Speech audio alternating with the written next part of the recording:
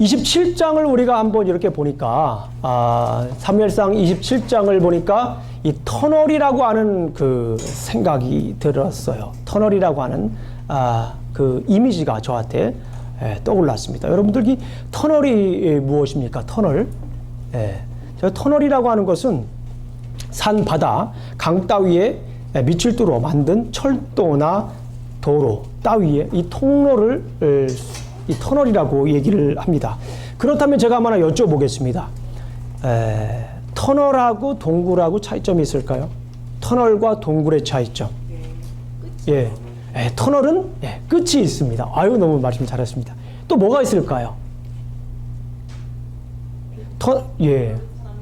그렇죠. 터널은 사람이 만드는 거고, 동굴은 원래 있었던 거. 그렇죠. 아유, 너무 좋은 인사이트입니다. 그러면 두 가지 공통점이 있을까요? 공통점은 어둡다라는 것입니다. 둘 다 길이 될 수도 있습니다. 터널과 동굴 모두 어두움을 지나가야 한다라고 하는 점에서는 유사하지만 동굴은 출구가 없고 나가는 길에 대한 안내가 없습니다. 어디로 가야 할지 알 수가 없습니다. 나침판이 없다면 방향 감각을 유지할 수도 없습니다. 행여나 오래전에 길을 헤매다가 먼저 유명을 달리한 사람의 해구를 보기라도 한다면 출구를 찾으려는 의지마저 상실하게 됩니다. 그러나 이 터널은 좀 달라요. 터널은 어떻습니까? 터널은 출구가 있습니다. 어둡기는 하지만 그냥 길 따라 가기만 하면 어떻게 돼요? 길 따라 가기만 하면 출구가 나오게 되는 것을 우리가 알 수가 있습니다. 그리고 출구가 나왔을 때 이미 지나온 길에 대한 이 탄성을 자내기도 합니다. 무엇보다도 이 터널을 지나고 나면 어떤 생각이 듭니까? 시간을 많이 절약했다라고 하는 그런 성취감마저도 우리가 갖게 됩니다. 오늘 본문에서 터널의 끝자락에 선 사람을 만나게 됩니다. 누구입니까? 다윗입니다. 다윗은 오늘 터널의 끝자락에 서 있다 이렇게 생각이 듭니다. 10여 년이라는 그 긴 광야 생활, 도망자라고 하는 절박한 그 생활의 끝자락에 선 사람입니다. 그렇다면 다윗은 광야 생활의 끝자락에서 무엇을 했을까요? 이 터널의 끝자락에서 무엇을 했을까? 다시 말씀드리면 고통의 끝자락에서, 도망자의 끝자락에서 무엇을 했을까요? 자, 이 말씀을 가지고 함께 나누도록 하겠습니다. 고통의 끝에서 무엇을 했을까? 이 광야 생활의 끝에서 무엇을 했을까? 참 궁금했습니다. 다윗이 블레셋으로 도망을 가게 됩니다. 오늘 본문을 보게 되면은 왜 블레셋으로 도망가게 됐죠? 아까도 우리가 1절 말씀을 읽어봤지만은 무엇 때문에 도망갔습니까? 사울의 위협으로부터 벗어나기 위해서 이 블레셋 지역으로 도망을 가게 됩니다. 누구와 함께 가게 됩니까? 가족과 함께 됩니다. 거기 보게 되면은 다윗의 사울 600명과 함께 다윗의 사람 600명과 함께 갔다고 돼 있죠. 다윗의 사람 600명이 갔으니까, 군사가 600명 갔으니까 가족들과 함께 갔으면 대략 한 몇 명 정도 됐을까요? 대략 한 적어도 한 2,000명, 2,000명 정도는 되지 않을까? 많은 사람들이 이렇게 이동을 한 거예요. 자, 이렇게 이동을 했을 때 사울의 반응이 어땠습니까? 사울의 반응, 우리 4절 한번 보겠습니다. 4절 한번 읽어볼까요? 27장 4절을 한번 읽어보겠습니다. 다 같이 한번 읽어봅니다. 27장 4절 읽습니다. 시작. 다윗이 가드에 도망친 것을 어떤 사람이 사울에게 전하매 사울이 다시는 그를 수색하지 아니한지라. 오늘 말씀을 보니까 사울의 반응을 우리가 알 수 있습니다. 사울은 어떻게 했죠? 다윗을 더 이상 수색하지, 더 이상 추격하지 않고 더 이상 쫓아다니지 않았다라고 오늘 본문 말씀에서 이렇게 얘기를 하고 있습니다. 제가 앞서 이 다윗이 터널의 끝자락에 섰다라고 이야기한 이유가 바로 여기에 있는 거예요. 다윗에게 있어서 가장 큰 위협의 요소 누굽니까? 사울입니다. 근데 사울이 더 이상 추적하지 않는 거예요. 블레셋으로 도망가니까 더 이상 추적하지 않습니다. 더 이상 죽이려고 이렇게 찾아다니질 않습니다. 군사를 거느리고, 군사도 그냥 한두 명 데리는 것이 아니라 몇 명이었었어요. 대부분 다 3,000명. 군사 3,000명을 데리고 한 사람을 잡겠다고 이렇게 쫓아다니 얼마나 큰 위협이었겠습니까? 그러나 더 이상 쫓아다니지 않는 것을 우리가 볼 수가 있습니다. 어쩌면 아예 이제 사울이 다윗을 쫓아다니는 것을, 추격하는 것을 이제 포기했다라고도 볼 수 있습니다. 이제 동굴과 같았던 다윗의 삶에 무엇이 비춰집니까? 빛이 비춰집니다. 여러분들 아시는 것처럼 다윗은 실제로 두 번이나 어디에 있었어요? 동굴에 있었습니다. 제가 그냥 오늘 그냥 단순히 그냥 터널과 동굴에 대해서 얘기를 한 게 아니에요. 실제로 우리가 보게 되면 다윗은 몇 번 동굴에 있었어요? 2번 동굴에 있었습니다. 아마도 성경에 나와 있지 않는 사건들을 얘기를 한다면 더 많은 시간을 동굴에 보낼 수도 있었습니다. 그러나 중요한 건 2번 이렇게 성경에 나와 있지 않습니까? 동굴에서 직접 살았다고 하는 것을요. 또한 이것이 저는 우연이라 일치라고 생각하지 않습니다. 그런데 이제는 더 이상 동굴이 아닌 출구가 보이는 터널의 삶으로 변화된 것을 볼 수가 있습니다. 암울했던 것처럼 보였던 다윗의 삶에 드디어 점점 무엇이 비칩니까? 서광이 비춰오고 있는 것을 우리는 볼 수가 있습니다. 자, 다윗이 블레셋 지역으로 갔습니다. 블레셋 지역, 특별히 가드 지역으로 갔죠. 우리가 이 가드 지역은 좀 익숙하지요? 옛날에 그 다윗이 처음 도망갈 때 갔던 지역이 어땠습니까? 놉가드, 아들람, 미스베. 그죠? 우리 벌써 머릿속에 기억이 나죠? 놉가드, 아들람, 미스베. 시작. 놉가드, 아들람, 미스베. 야, 이 대단하다. 다윗이 도망간 지역을 이렇게 기억하고 있는 건 대단한 거예요. 놉가드, 아들람, 미스베. 이렇게 그 중에 가드라고 하는 지역이에요. 가드라고 하는 지역에 왔을 때 어떤 일이 났었어요? 잠깐 살펴보게 되면 거기 있는 사람들이 다윗을 알아봤어요. 골리앗과 싸워서 이긴 사람을 알아봤다라는 거예요. 가드가 누구의 고향이었다고 그랬어요? 이 골리앗의 고향이 가드였습니다. 어쨌거나 이 가드라는 지역으로 도망가게 됩니다. 이 가드라고 하는 지역에 가서 거기 있는 왕 아기스에게 요구를 합니다. 성을 달라고 하나 하죠. 성을 달라고 합니다. 그런데 거기 있는 왕이 어떻게 반응을 합니까? 네가 무슨 왕을 나한테 이 성읍을 달라 하냐 얘기하지 않고 어떻게 했죠? 성읍을 하나 주었습니다. 그 성읍 이름이 무엇입니까? 시글락이라고 하는 성읍인 것을 오늘 우리가 알 수가 있습니다. 자, 6절을 한번 보겠습니다. 6절 다 같이 한번 읽어보겠습니다. 시작. 아기스가 그날에 시글락을 그에게 주었으므로 시글락이 오늘까지 유다 왕에게 속하니라. 여기에서 오늘 가장 중요한 메시지의 포인트가 이 시글락이라고 하는 이 지명에 담겨져 있습니다. 제가 지금부터 설명을 드리도록 하겠습니다. 아기스는 좀 전에 읽었던 것처럼 흔쾌히 그 요구를 받아들였고 시글락이라고 하는 지역을 다윗에게 줍니다. 아기스 왕은 왜 다윗의 요구를 들어주었을까 궁금했습니다. 왜 들어줬을 것 같아요? 아마도 아기스 왕은 가드의 이스라엘 사람과 함께 있는 것이 부담될 수도 있습니다. 그죠? 예. 부담될 수도 있어요. 그리고 다윗과 사울의 관계를 너무나 잘 알고 있는 아기스는 다윗을 통해서 누구를 견제하려고 했을까요? 이 사울을 견제하려고 했는지도 모르겠습니다.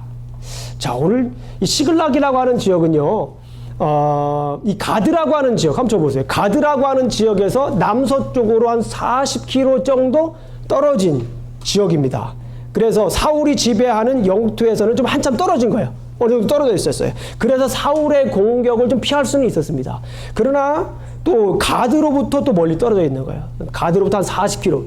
요즘은 40km면 굉장히 가까운 거지만 그때 당시 40km면 굉장히 먼 곳이었죠. 그래서 한 40km 남서쪽으로 떨어진 지역이었기 때문에 아기스 왕의 감시를 어느 정도는 그래도 피할 수 있었던 이상적인 피난처였다라고 이렇게 말씀을 드릴 수가 있습니다.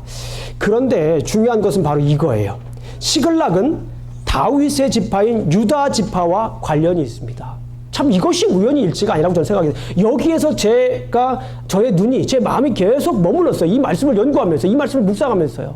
왜 하필 시글락을 주었을까? 이 아기스 왕이 왜 하필 시글락이라고 하는 그 땅을 주었을까? 이건 절대 우연의 일치가 아니라는 저는 생각이 듭니다. 그런데 중요한 것은 뭐냐면 이 시글락이라고 하는 지역이 유다 지파와 관련이 있다라고 하는 거예요. 다윗은 어느 지파입니까? 유다 지파 사람이에요. 이 유다 지파와 관련이 있다라고 하는 거예요. 여러분들 그 여호수아 15장을 보게 되면은 여호수아가 시므이 지파와 유다 지파에게 준 땅의 이름이 무엇입니까? 이 시글락이에요. 한번 찾아보겠습니다. 여호수아 15장. 여호수아 15장 31절. 여호수아 15장이면 땅을 분배하는 지역입니다. 15장을 보게 되면 여호수아는 1장부터 12장까지는 정복, 그 다음에 13장부터 마지막 24장까지는 정착입니다. 그 가운데 지금 15장을 보게 되면 유다 자손의 땅이라고 써 있지요. 그런 다음에 31절을 보겠습니다. 31절을 보게 되면 어떤 땅이 나오나요? 시글락. 유다 자손의 기업 중에 이 시글락이 이미 있었어요. 그렇죠. 그랬는데 이 유다 지파가 이 땅을 정복을 했을까요? 못했을까요? 이 땅을 점령하지 못하고 그 소유권이 어디로 갔습니까? 이 블레셋으로 가게 되는 아주 놀라운 사건이 있었습니다. 그런데 오늘 이 본문에서 아이러니컬하게도 역설적으로 이 블레셋 왕 아기스가 이 시글락이라고 하는 그 지역을 점령하지 못해서 블레셋으로 넘어갔던 그 땅을 누구에게 줍니까? 다윗에게 주고 있는 거예요, 지금. 다윗에게 주고 있는 겁니다. 자, 그래서 지금 다윗은 뭐예요? 이 터널 동굴에 있는 것이 아니라 이 터널의 끝자락에 있는, 터널 가운데 있는 것도 아니고 터널 끝자락에 있는 겁니다. 옛날에 잃었던 이 땅을 지금 어떻게 하고 있어요? 지금 회복하고 있는 것을 지금 굉장히 중점적으로 우리가 봐야 돼요. 그냥 시글락이라고 하는 지역을 그냥 성읍 중에 하나로 생각하게 되면 이 본문에서 주는 메시지를 우리가 쉽게 깨달을 수가 없는 거예요. 시글락이라고 하는 지역은 예전에 정복하지 못했던, 유다 지파가 정복하지 못했던 땅이에요. 그래서 블레셋으로 넘어갔던 그 땅을 지금 다윗은 뭘 하고 있다라고 하는 겁니까? 회복하고 있다라고 하는 거예요. 그리고 중요한 것은 뭐냐면 느헤미야 11장 28절을 보게 되면 시글락은 포로 후에 유다 지파가 정착한 장소 중에 뭐였다? 하나였다. 시글락이라고 하는 지역이 단순히 이 여호수아 시대 그리고 이 다윗 시대에서 끝나는 것이 아니라 이것이 포로기 이후에도 이 사람들이 포로 후에 돌아왔을 때에도 어느 지역에 정착합니까? 이 시글락이라고 하는 지역에 정착하게 되는 것을 보게 됩니다. 자, 지금 이런 메시지들을 계속해서 앞뒤로 살펴보게 되면은 결국에 주고자 하는 것이 이 시글락이라고 하는 것이 단순한 지명이 아니라 다윗에게 있어서는 너무나도 소중한 장소입니다. 다윗의 그 명예를 회복할 수 있는, 유다 지파의 그 기업을 회복할 수 있는 아주 소중한 자리인 것을 알 수가 있습니다. 그리고 시글락에서 다윗이 몇 년 동안 머물렀습니까? 1년 4개월 정도 머물렀습니다. 자, 7절 한번 읽어보겠습니다. 시작. 다윗이 블레셋 사람들의 지방에 산 날수는 1년 4개월이었더라. 그런데 여기에서 중요한 거 있어요. 다윗이 이 시글락에서 살면서 1년 4개월 동안 살면서 이 터널의 끝자락에 살면서 한 일이 있습니다. 다윗은 이미 내가 지금 터널의 끝자락에 있다는 것을 인식하고 그곳에서 하나님의 말씀을 굳게 믿고 하나님 말씀 위에 굳게 서서 지금 일을 하고 있는 것을 볼 수가 있어요. 어떤 일을 했냐면요. 여기에서 하나님의 군대를 이룹니다. 무엇을 이뤘다고요? 하나님의 군대를 이룹니다. 자, 여기에는 그렇게 자세하게 나와 있지는 않지만 이 말씀을 조금 더 우리가 한번 살펴보면 알 수가 있습니다. 자, 역대상으로 한번 가보겠습니다. 역대상 12장을 가보겠습니다. 역대상 12장. 아까도 오늘 우리 성경 공부하면서 역대상에 있어서 중요한 인물들이 누구라고 했습니까? 1장부터 9장까지는 족보, 그 다음에 10장부터 29장까지는 다윗, 그 다음에 1장부터 다시 역대하 1장부터 9장까지는 솔로몬, 그 다음에 10장부터 역대하 10장부터 36장까지는 뭐라고 했습니까? 개혁적인 왕들. 그렇게 얘기를 하고 있잖아요. 그런데 저를 한번 보세요. 자, 12장을, 역대상 12장을 피시고 저를 한번 보세요. 성경을 보시지 마시고 일단 저를 한번 보세요. 역대상 12장을 보게 되면 아주 놀라운 사건이 있죠. 다윗이 중요한 사람이 있잖아요. 그리고 솔로몬이었죠. 다윗 기사 중에 오늘 우리 아침에도 성경 공부했지만은 사울에부터 다윗으로 이렇게 계승되는 이야기 다음에 맨 먼저 나오는 사건이 무엇이었죠? 누구의 군대를 얘기를 했죠? 그렇죠. 다윗의 군대를 언급합니다. 그리고 27장에도 다윗의 군대를 언급합니다. 그리고 맨 가운데에 다윗의 기사 맨 가운데에 무슨 얘기가 나와 있어요? 다윗에게 있어서 가장 중요한 일이 뭐였죠? 언약. 그렇죠. 언약 사건이 가운데 있고 그 다음에 그것을 둘러싸고 있는 것이 다윗의 군대였어요. 다윗의 군대를 얘기를 하면서 그곳에 제가 우리 성경 공부할 때 무슨 얘기를 했습니까? 다윗의 군대가 나온 것은 그 이유가 다윗이 구테타를 일으켜서 왕이 된 것이 아니라 하나님의 지지를 받고서 이렇게 왕이 되었다라고 하는 것을 보여주기 위해서 이렇게 왕 가운데에 언약을 놓고 그 전후로 군대 이야기를 얘기했다. 제가 말씀을 드렸잖아요. 그죠? 그 얘기가 오늘 중요한 겁니다. 12장을 보겠습니다. 12장 1절을 보겠습니다. 12장 1절을 큰 목소리로 한번 읽어보겠습니다. 시작. 다윗이 기스의 아들 사울로 말미암아 시글락에 숨어 있을 때에 그에게 나서 싸움을 도운 용사 중엔 든 자가 있었으니 어떻습니까? 여기에서 보세요. 지금 시글락에서 오늘 성경 사무엘상 27장에 나와 있진 않지만 여기에서 지금 하고 있었던 일들을 자세하게 역대기 상에서는 이야기를 하고 있습니다. 그런데 여기서는 뭘 얘기를 하고 있어요? 다윗이 기스의 아들 사울로 말미암아 시글락에 숨어 있을 때, 그죠? 숨어 있을 때에 그에게 와서 싸움을 도운 용사. 그러니까 지금 이 다윗은 이 시글락에서 무엇을 한 거예요? 하나님의 군대, 앞으로 자신의 왕국, 하나님의 왕국을 이끌어 나갈 이 군대를 여기에서 뭐 했다라고 하는 거예요? 준비했다. 군대를 이루었다라고 하는 것을 볼 수가 있습니다. 자, 어떤 지파들이 참여했는지 한번 보겠습니다. 8절을 보겠습니다. 8절 위에 보게 되면 갓 사람 중에 있죠? 갓 지파가 참여를 했어요. 그리고 16절을 보겠습니다. 베냐민과 유다 자손 중에, 그죠? 베냐민 지파와 유다 자손 중에 뭘 지금 참여했다라는 거예요? 용사. 군대로 지금 참석했다는 거예요. 특별히 18절을 한번 보세요. 18절을 보게 되면 그때의 성령이 30명의 우두머리 아마세를 감싸니 이르되 다윗이여 우리가 당신에게 속하였고 이새의 아들들이여 우리가 당신과 함께 있으리니 원하건대 평안하소서. 당신도 평안하고 당신을 돕는 자에게도 평안이 있을지니 이는 당신의 하나님이 당신을 도우심이니라 한지라. 다윗이 그들을 받아들여 군대 지휘관으로 삼았더라. 지금 시글락에서 지금 다윗은 무엇을 하고 있는 거예요? 하나님의 군대를 이루고 있는 거예요.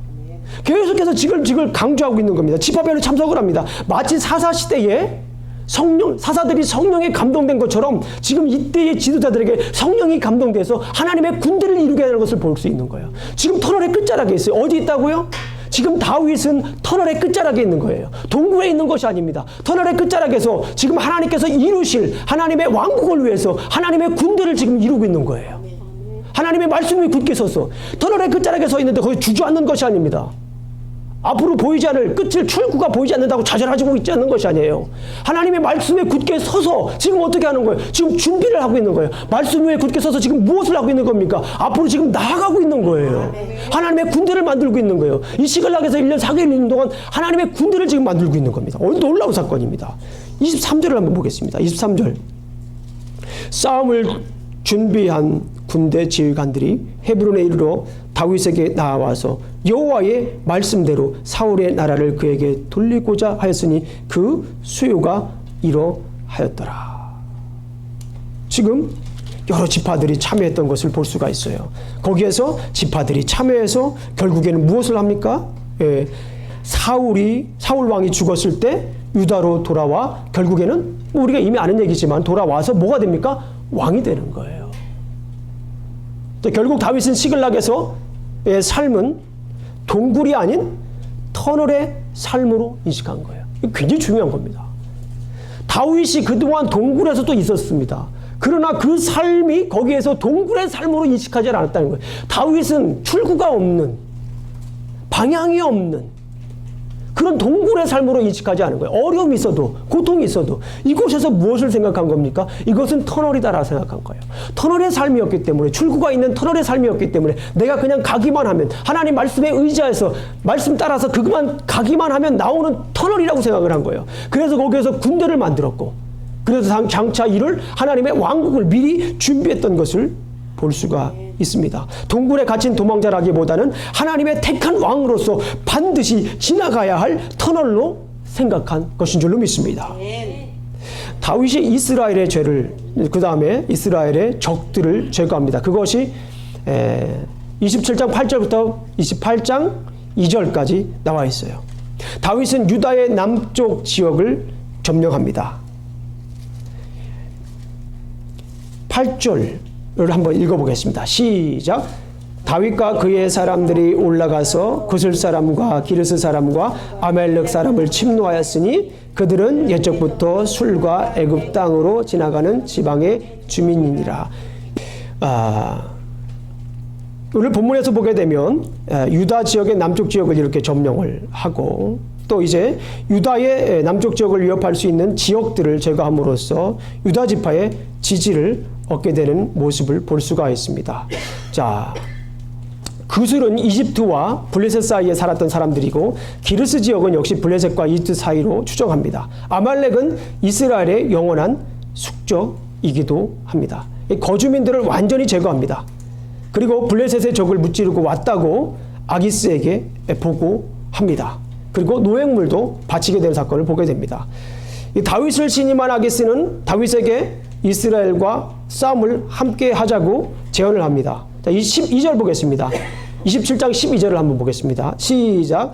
아기스가 다윗을 믿고 말하기를 다윗이 자기 백성 이스라엘에게 심히 미움을 받게 되었으니 그는 영원히 내 부하가 되리라 하고 생각하니라. 그러면서 다윗과 함께 싸우러 가자고 이야기를 합니다.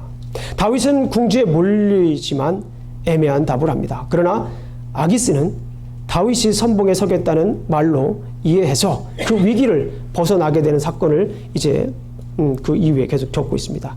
그리고 나머지는 하나님께서 당신의 방법으로 해결하십니다. 여기 오늘 본문에서까지는 좀 다윗이 애매한 답을 하게 돼요. 그러나 좀 더 보시겠지만은 이제 그것을 선봉에 서서 내가 싸우겠다라는 것으로 이 아기스 왕은 잘못 이해하죠. 그러니까 다윗은 이제 어떻게 할 수가 없어요. 지금 상황에서는 어떻게 할 수가 없습니다. 그런데 그 이야기는 언제 나올까요? 다음 주에 나옵니다. 그 이야기는 다음 주에 to be continue. 다음 주에 나오고 오늘은 여기까지만 이렇게 말씀이 끝나요. 그래서 28장 2절까지 이렇게 끝나게 됩니다. 오늘 말씀을 한번 정리해 보겠습니다. 다윗은 사울의 추적을 피해 블레셋으로 도망하여 이스라엘의 적들을 점령함으로 그가 왕이 됐을 때를 미리 준비합니다. 자, 오늘 메시지는 이것입니다. 고난의 때에도 주님께서 주신 약속을 굳게 믿고 나아가야 합니다. 아멘. 고난의 때에 이것을 동굴로 인식하면 주저앉아요. 나아갈 길이 없지 않습니까? 항상 어두움이에요. 희망이 없습니다. 그런데 이 고난, 그리스도인에게 고난이라고 하는 것은 동굴이 아니라 그리스도인에게 고난이라고 하는 것은 뭐다라는 겁니까? 터널이다라는 거예요. 따라해 보겠습니다. 나에게 고난은 동굴이 아니라 터널이다. 나에게 고통은 터널이다. 뭐를 의지하고 나가야 됩니까? 하나님의 말씀을 의지하고 나가야 됩니다. 하나님의 말씀을 의지하고 그대로 나가면 결국에는 이제 출구를 만나게 됩니다. 보통 우리 그리스도인들은 하나님께서 주신 약속들이 있습니다. 그런데 그 약속을 잊고 살 때가 꽤 많은 것 같습니다. 요즘같이 빠른 박자를 요구하는 사회에서 삶이 바쁘면 그 약속은 기억 속에 점점 사라집니다. 당장 해결해야 할 일들이 많아지면 주님 주신 약속을 잠시 내려놓게 됩니다. 아니, 어떻게 보면은 내려놓아야 할 때가 종종 있습니다. 지금 당장 청구서를 내야 돼요. 그죠? 예, 지금 당장 비를 내야 됩니다. 비리 그냥 당장 처리하지 못하면 어떻게 돼요? 자꾸 쌓이게 됩니다. 자꾸 쌓여. 그냥 매일매일 비리 쌓이게 됩니다. 그러면 우리가 어떻게 살아요? 빌빌거리고 살아요. 자꾸 비리 쌓이게 되면 그 얘기 우리 많이 듣지 않습니까? 빌빌대고 빌빌하고 그냥 사게 됩니다. 좀 속된 말이지만은요. 그런데 은행 잔고는 이미 바닥이 났어요. 불과 몇 달러밖에 없습니다. 아주 끔찍한 일들입니다. 그럼에도 불구하고 하루에 10시간씩 이상 일을 해야 돼요. 그럼에도 불구하고 하루에 어쩌면 15시간 이상을 일을 해야 됩니다. 어떤 때는 심지어 20시간 이상을 일을 할 때가 있어요. 제가 어떤 분을 만나니까 20시간 이상 일을 하신대요. 그게 우리의 삶입니다. 우리의 삶이에요. 일을 해야 되는데 몸은 지치고 희망은 보이질 않는데 몸은 점점 어떻게 됩니까? 나이가 들어가니까 고달프고 힘들고 눈도 침침해지고 다리에 힘도 빠지고 허리도 아프고 옛날 같지가 않아요. 기억력도 옛날 같지가 않고 게다가 식욕도 떨어지고, 오늘따라 직장 동료가 얄밉게 굴고, 그냥 아주 그냥 막 너무 힘듭니다. 게다가 아이들은 사춘기에 접어들어서 그냥 럭비공처럼 어디로 튈지도 모르겠고, 정체성의 혼란으로 반항심은 점점 커지는데 감당하기 힘들죠. 말이라도 시원하게 해주면 좋은데 그 야속한 영어 때문에 말도 시원하게 못하고 어떤 때는 그냥 아이고. 그런데 어느새 아내는 갱년기. 참 힘들죠. 에라 모르겠다. 텍사스 광야로 돌진하면서 나 다시 돌아오지 않을래 발리시마 하다가도 자식 새끼 생각나가지고 다시 돌리고 다시 마음 잡고 핸들 돌려가지고 그래도 내가 살아야지. 이런 일이 반복이라도 된다면 하나님의 약속은 어떻게 됩니까? 점점 까마득하게 멀어집니다. 아주 옛날 얘기가 되어버립니다. 아마도 동굴에서 갈 바를 모른 채 허송세월을 보낼 수도 있는 것입니다. 그러나 주님의 약속은 우리 삶 속에서 언제나 우선순위가 돼야 될 줄로 믿습니다. 주님께서 주신 약속의 말씀이 있다면 그 약속 위에 굳게 서야 합니다. 아멘. 그 말씀이 나를 이끌게 해야 합니다. 아무리 바쁘다고 잊어서는 안 되죠. 그 약속의 말씀을 잊게 되면 우리는 방향 감각을 잃어버리는 거예요. 그 약속의 말씀을 잃어버리면 우리는 출구를 찾을 수가 없습니다. 그 약속의 말씀을 잃어버리면 우리는 더 그냥 혼란스럽게 살 수밖에 없는 것이에요. 다윗이 거기에서 동굴이라고 생각하고서 주저앉고 있었다면 그 하나님의 군대를 만들 수가 있었겠습니까? 그곳에서 하나님의 군대를 만들 수가 있겠습니까? 시글락을 줬을 때에 거기에서 그냥 살았겠죠. 유다 지파에게 주었던 그 놀라운 기업이라는 것을 알지도 못하고 그냥 살았겠죠. 하나님이 주신 거예요. 시글락을 주신 것은 하나님을 주신 거예요. 거기에서 다윗은 하나님의 약속의 말씀을 다시 한번 깨달은 겁니다. 그리고서 거기에서 하나님의 군대를 만든 거예요. 그리고서 그 군대는 나중에 하나님께서 약속하신 그 하나님의 나라의 기본이 된 것입니다. 힘들고 어려울 때 그것이 동굴이라고 생각하면 주저앉을 수밖에 없습니다. 희망이 없어요. 그러나 그곳에서 하나님의 약속 위에 굳게 서게 된다면 그것은 분명히 동굴이 아니라 그것은 터널로 변화될 줄로 믿습니다. 주님의 약속의 말씀 위에 서서 터널에서는 출구에 대한 확신을 가지고 나아가면 터널의 출구는 반드시 만나게 됩니다. 주님의 약속의 말씀에 서서 터널의 출구를 지나갔을 때를 생각하면서 나아가야 할 뿐만 아니라 그때의 삶을 미리 준비해야 합니다. 하나님께서 주신 약속을 굳게 믿고 준비하시길 주님의 이름으로 축원합니다. 약속을 이루시는 분은 하나님이신 것을 굳게 믿고 기도로 나아가야 합니다. 아멘. 약속을 이루시는 분은 누구입니까? 하나님이십니다. 그러니까 약속 위에 굳게 서서 우리는 뭐 해야 됩니까? 나아가야 될 줄로 믿습니다. 동굴이 아닙니다. 우리의 삶은 동굴이 아니에요. 크리스찬의 삶은 동굴의 삶이 아닙니다. 크리스찬의 삶은 터널의 삶인 줄로 믿습니다. 에레미야 33장 2절과 3절에서 말씀을 합니다. 이를 행하시는 여호와 아멘. 이를 행하시는 여호와 아멘. 그것을 만들며 성취하시는 여호와 아멘. 그의 이름을 여호와라 하는 이가 이같이 이르시도다. 너는 내게 부르짖으라. 내가 내게 응답하겠고 내가 알지 못하는 그거 은밀한 일들 내가 보이리라. 아멘. 우리의 일을 행하시는 분은 여호와 하나님이신 줄로 믿습니다. 그것을 만들고 성취하시는 분도 여호와 하나님이신 줄로 믿습니다. 우리가 이러는 것이 아니에요. 내가 할 수 없다고 얘기하지 마세요. 내가 할 수 없다라고 하면은 누가 할 수 없다라고 얘기하는 것과 똑같습니까? 여호와 하나님께서 할 수 없다라고 하는 것과 똑같은 거예요. 동굴에 서게 되면 방향 감각이 없기 때문에 빛이 없기 때문에 어디로 나아가게 되기 때문에 몰라요. 그러나 생각해 보십시오. 여호와는 나의 빛이신 줄로 믿습니다. 왜냐하면 여호와 하나님께서 일을 행하시기 때문에 그렇습니다. 여호와 하나님께서 일을 만들고 성취하시기 때문에 그렇습니다. 내가 하는 게 아니에요. 주님께 맡기십시오. 주님께서 이루실 줄로 믿습니다. 너는 내게 부르짖으라. 주님께 부르짖으시길 간절히 원합니다. 의외로 주님께 부르짖는 분들이 많지가 않아요. 부르짖으시길 주님의 이름으로 축원합니다. 주님께 부르짖으면 말씀 위에 굳게 서실 수 있는 줄로 믿습니다. 부르짖을 내 말씀 위에 굳게 설 수가 있어요. 부르짖지 않는다면 말씀 위에 설 수가 없습니다. 자꾸 내 생각이 먼저 가는 거예요. 내 경험이 먼저 생각이 나는 거예요. 그러나 주님께 부르짖으면 이를 행하시고 이를 만들고 성취하시는 여호와 하나님의 뜻을 이해할 줄로 믿습니다. 아멘. 그럴 때 이 하나님께서 우리는 터널에 굳 서서 출구로 향하게 하실 줄로 믿습니다. 아멘. 주님 약속하신 말씀 위에 굳게 서시길 주님의 이름으로 축원합니다. 아멘. 천지는 없어지언정 내 말은 없어지지 아니하리라. 아멘.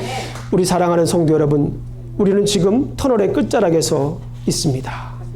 동굴이 아닌 터널의 끝자락에서 주님 약속하신 말씀을 굳게 서고 굳게 믿고 나아가시길 주님의 이름으로 축원합니다. 아멘. 오늘 우리가 주의 약속하신 말씀 위에서 이 찬양을 한 다음에 하나님께 기도하는 시간 갖도록 하겠습니다. 하나님, 주의 말씀 위에 굳게 서서 나아가겠습니다. 아멘.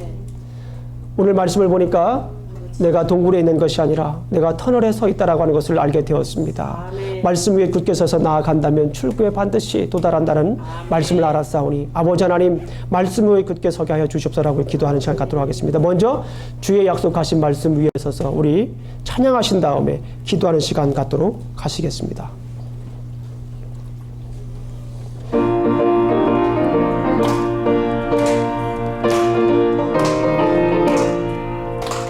주의 약속하신 말씀 위에서 영원토록 주를 찬송하리라. 소리 높여 주께 영광 돌리. 아멘. 약속 믿고 굳게 서리라. 굳게 서리. 영원하신 말씀 위에 굳게 서리.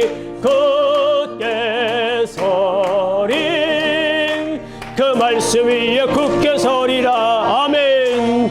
주의 약속하신 말씀 위에서 세상 염려 내게 엄습할 때에 둔감하게 힘써 싸워 이기며 이 약속 믿고 굳게 서리라. 굳게 서리. 영원하신 말씀 위에 굳게 서리. 굳게 서리. 아멘. 그 말씀이 굳게 서리라.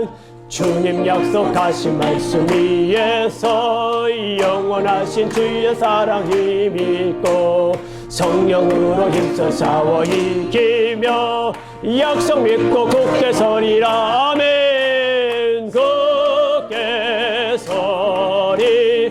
영원하신 말씀 위에 굳게 서리. 굳게 서리. 아멘. 그 말씀이 굳게 서리라. 주님 약속하신 말씀 위에서 성령 인도하는 대로 행하며 주님 품에 항상 안식 얻으며 이 약속 믿고 굳게 서리라. 아멘. 굳게 서리. 영원하신 말씀 위에 굳게 서리. 굳게 서리. 그 말씀 우리 4절 다시 하면 주의 약속하신 말씀 위에서 주님 밀어 주님 높여 주께 영광 돌리. 약속 믿고 굳게 서리라. 아멘. 굳게 서리. 영원하신 말씀 위에 굳게 서리. 굳게 서리. 그 말씀 위에 굳게 서리라. 주님 약속하신 말씀 위에서 세상 염려 내가 오 주님 주여 용감한. 아멘. 이 약속 믿고 굳게 서리. 아멘. 굳게 서리. 영원하신 말씀 위에 아멘. 서리. 굳게 서리. 그 말씀 위에 굳게 서리라. 주님 약속하신 말씀 위에서 영원하신 주의 사랑 힘있고 성령으로 힘써 싸워 이길 약속 믿고 아멘. 굳게 서리 영원하신 말씀 위에 굳게 서리 굳게 서리 그 말씀 위에 굳게 서리라. Standing on the promises I can find 하는 대로 행하며 주님 품에 항상 안시고 Standing on the promises of God Standing, standing 영원하신 말씀 위에 굳게 서리 굳게 서리 그 말씀 위에 굳게 서리 굳게 서리 굳게 서리 영원하신 말씀 위에 굳게 서리 굳게 서리 그 말씀 위에 굳게 서리라.